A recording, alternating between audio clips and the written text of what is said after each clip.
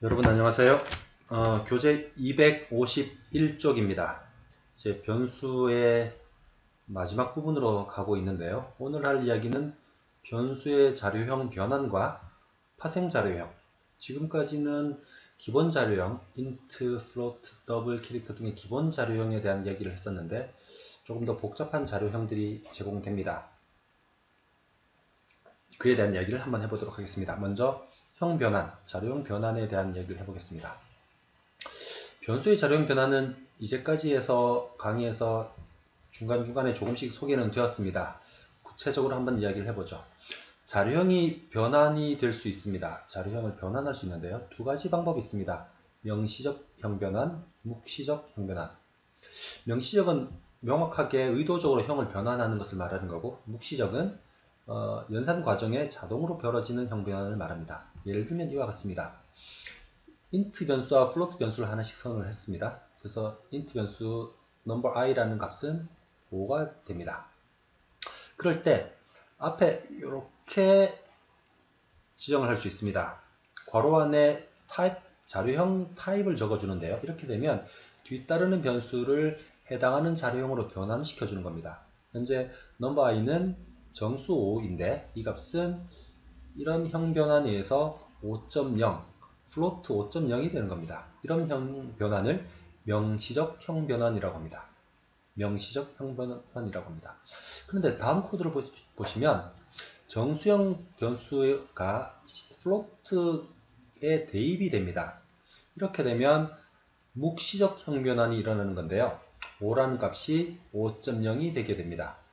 그래서 형 변환에 를 위한 타입캐스팅이라고 하는데, 타입캐스팅을 해주면 명시적 형 변환 또는 연산이나 기타 프로그램 수행 중에 자동으로 변환되는 것을 묵시적 형 변환이라고 합니다.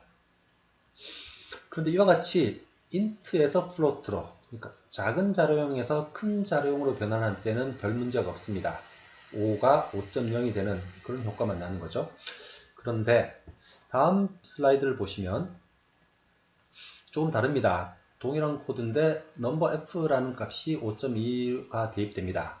이럴 때 묵시적 형 변환을 한번 보겠습니다. 이렇게 되면 5.2라는 float 값이 int 변수에 들어갑니다. 그러면 소점 아래가 잘려서 들어가게 됩니다. 그래서 number i는 5라는 값을 가집니다.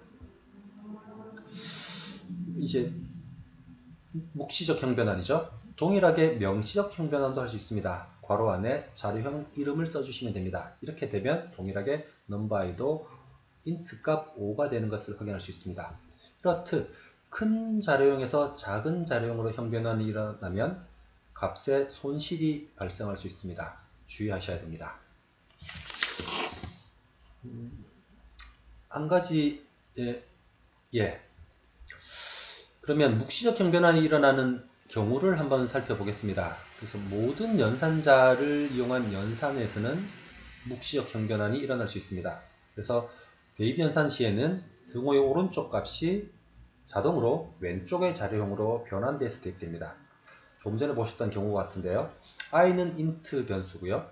f는 float 타입 변수입니다. 이렇게 되면 10.0이라는 값이 10이라는 값으로 들어가게 됩니다. 또는 아래와 같이 예를 들면 i는 int 변수고 f는 float 변수입니다. 이렇게 되면 이 int형 변수와 float형 변수를 덧셈을 하면 작은 자료형이 큰 자료형으로 자동으로 형 변환돼서 더해집니다. 그래서 i 값이 지금 10인데 10이 10.0이 돼서 f 10.0과 더해져서 20.0이라는 값이 float sum에 들어가게 됩니다. 그래서 수식 연산 시에는 피연산자들이 작은 자료형이 큰 자료형으로 자동으로 묵시적 형 변환이 일어나서 연산이 되게 됩니다. 그와 같은 경우를 한번 살펴보죠. 10은 더블형이죠. 컨스턴트 숫자는 인트형입니다. 죄송합니다. 인트형이고요. f는 3.14라는 값을 가지는 플로트입니다. 이렇게 되면 10이 3.14에 더해질 때 실수값으로 변환돼서 내부적으로 10.0이 되어서 13.14가 되게 되는 겁니다. 그런데 이 13.14라는 값이 대입 연산자에서 의해서 int형 변수에 대입이 되면 정수 부분만 남아서 13이 되겠죠. 이것도 똑같이 묵시적 형 변환을 나타내는 겁니다. 교재 253쪽을 봐주십시오. 오늘 강의의 마지막인데요. 지금까지 배우셨던 자료형들은 다 기본 자료형이라고 합니다. 하나의 값들을 가지는 자료형들이고요. 근데 여기서 파생된 자료형들이 많습니다. 이 교재의 후반부에 들어서서 배우게 될 것인데요. 오늘은 제목 정도만 소개를 드리겠습니다. 배열이라는 자료형, 나열형 또는 열거형이라는 자료형, 구조체, 공룡체가 있습니다. 이런 파생 자료형들은 기본 자료형을 여러 개 뭉쳐서 사용하는 자료형들입니다. 현재 이름만 기억을 해두시고 이 교재의 후반부에 자세히 살펴보도록 하겠습니다. 교재 254쪽을 봐주십시오. 254쪽은 시어는 문법에 관련된 연습 문제입니다. 255쪽은 오픈 프레임워크와 관련된 연습 문제입니다. 각자 시간을 들여서 꼭 해보시기를 부탁을 드립니다. 257쪽을 소개해드리고 오늘 강의를 마칠 것 같습니다. 257쪽을 봐주십시오. 예전에 if문을 한번 배웠었습니다. 예전에 오픈 프레임워크로 공을 하나 그렸던 거 기억하시나요? 그 공을 좌우로 움직여 보겠습니다. 좌우로 움직이다가 좌측과 우측의 경계에 맞으면 반대 방향으로 반환을 전환하는, 즉 바운스된 효과를 오픈 프레임워크로 한번 구현을 해보도록 하겠습니다. 258페이지에 설명이 있습니다. 설명은 각자 읽어보시고요. 259페이지에 있는 소스 코드를 통해서 설명을 드리겠습니다. 예전에 원을 하나 그렸던 코드와 다른 부분은 전역 변수가 하나 더 늘었습니다. 그리고 그 전역 변수를 셋업 함수에서 초기화를 하고요. 업데이트 함수에서 그 값들을 변환합니다. 드로우 함수는 변경된 게 없습니다. 그때 말씀드린 것처럼 오픈 프레임워크는 프로그램을 실행하면 셋업이 한 번 실행되고 그 다음부터 업데이트와 드로우 함수가 연속적으로 반복 실행됩니다. 그래서 드로우 함수에서는 실제 그려주는 기능을 담당하고 업데이트는 함수나 변수들의 어떤 값이 변화되면 그 값의 변화를 설정하는 것입니다.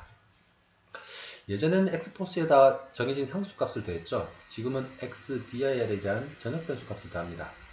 xdir이라는 값은 1이면은 우측을 방향을 말하고요. 마이너스 1이면 좌측을 의미하는 변수로 사용할 예정입니다. 그래서 x포스가 0보다 작으면 이란 말은 공이 좌측 경계를 넘어서면이죠. 넘어서면 xdir 변수에 마이너스 1을 곱합니다.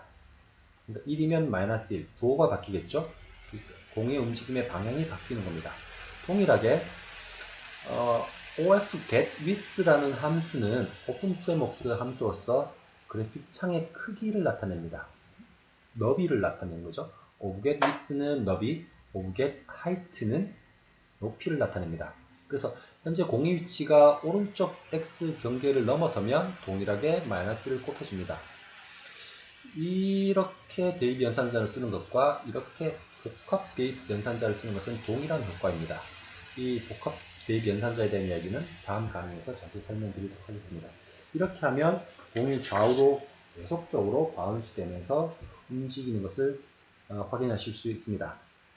오늘 강의는 여기서 마치겠습니다. 다음 시간에는 시언어의 연산자에 대해서 구체적으로 알아보도록 하겠습니다. 수고하셨습니다.